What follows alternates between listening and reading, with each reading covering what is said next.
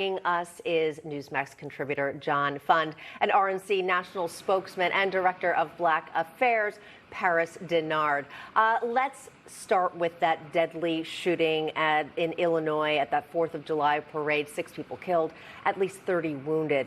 John, just weeks ago, we had that horrible massacre in Uvalde, Texas. Now this seems to be the new normal in America. Just had that bipartisan gun bill passed.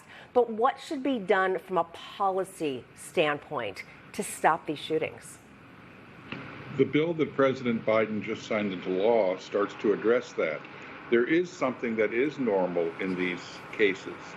The person has a history of mental instability and has left clues, in many cases on social media, that they are violent and that they should be watched.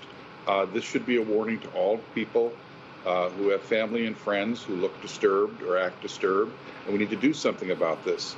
As for going further, I would remind you that Chicago has some of the strongest gun control laws in the country and has had those laws for decades. I don't think it has prevented shootings like this, nor has it prevented the gang violence or the drug violence in the streets that has killed many people, including some small children. So the answer clearly goes beyond simplistic solutions. It goes to our mental health and the fact that, well, remember what we used to hear after 9/11. See something, say something. The same goes true for this. Yeah, Paris, we're still learning about this 22-year-old person of interest in this shooting. He posted some really disturbing things on social media. He made some videos. And to John Fund's point, you know, we have this gun legislation. We have some strict gun laws on the books, especially in Illinois, but we aren't getting to the root causes and the root causes of mental illness. What do you make of what has happened, and how do we move forward so we don't see this happen again?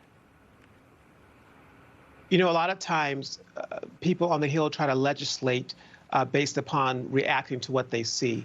And a lot of times what you do is you have a reaction that is void you don't have all the facts. So it's important for us to get all the facts and make sure that our politicians are creating policy that actually will do something to curb the issue that they're trying or fix the problem that they're trying to address. In this case, I think it's important to point out that, you know, and John Fund was right. When you look at the Chicago area, they do have some of the toughest gun laws in the nation. But that didn't stop this horrific tragedy happening on the 4th of July, nor did it stop the dozens of shootings that happened in Chicago over the weekend, resulting in murders. And this happens in Chicago every single weekend. So when you talk about the new normal, this is not a new normal for people in Chicago.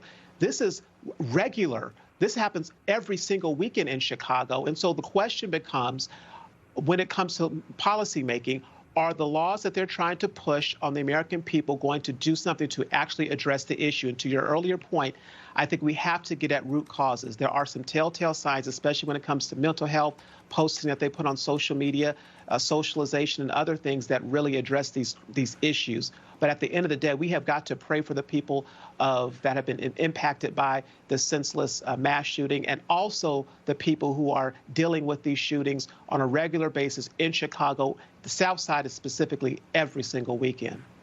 Yeah, Paris, it's a really, really good insights there. But also, we've learned that Vice President Kamala Harris today addressing the National Association of Educators. Now, this trip was announced on Friday before the shooting happened. John, are we expecting the Vice President to visit any of the victims' families today while she is in the area? I have no idea, but it wouldn't surprise me.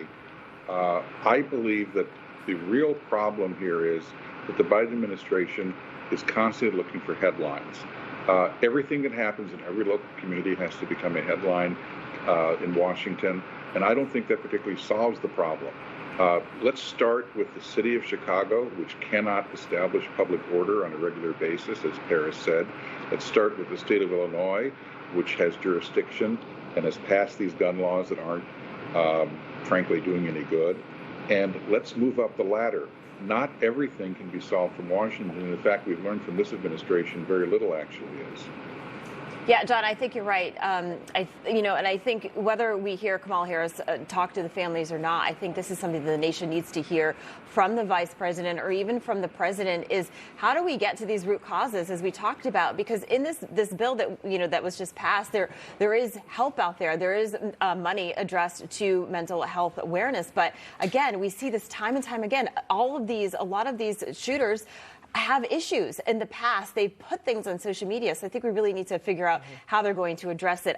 I do, Paris, want to turn over to Senator Mitt Romney now. So he wrote an op-ed in The Atlantic titled, "America is in Denial," and said, quote, "President Joe Biden is a generally good man, but he has yet been unable to break through a national malady of denial, deceit, and distrust. A return of Donald Trump would feed the sickness, probably rendering it incurable." Paris, what do you make of the senator's comments? Senator Romney should be focused on Joe Biden's horrible policies. What Joe Biden has been unable to do is break through his own problems, his own terrible policies, trying to fix all the crises that he's created.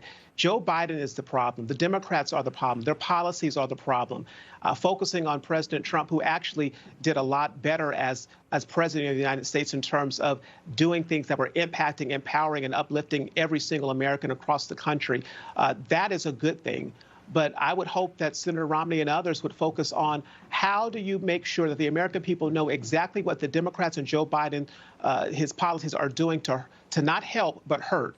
And as we head into the midterms, that ought to be our focus as Republicans, focusing on the failed policies of the Democrats and Joe Biden. Now, Paris, I think that's a great point. And I think, what we're seeing here a lot is that the Democratic Party is so progressive. They're very different from, say, the Democrat Party of the Bill Clinton era. But also we're seeing the GOP heading in a very different direction here. We're seeing Mitt Romney and Liz Cheney make comments against President Trump. So we're kind of have the old Republicans, but also then this new GOP party, the same thing that could be said of the Democrats. John, where are we here with our two-party system that seems to have gone to extreme ends on both sides? Well, I wouldn't call it so much extreme ends as I would say there's a conflict of visions here. We see that in the breakdown on 4th of July polling, where only 26% of Democrats are extremely proud to be an American, according to Gallup, and 58% of Republicans are. There is a conflict of visions. Now, Mitt Romney has a lot of criticism for Donald Trump. Some of that is entirely justified. But we should remember, Mitt Romney took the measure of Donald Trump's character back in 2016 when he desperately tried to become Donald Trump's Secretary of State. He chased after him through the streets of New York.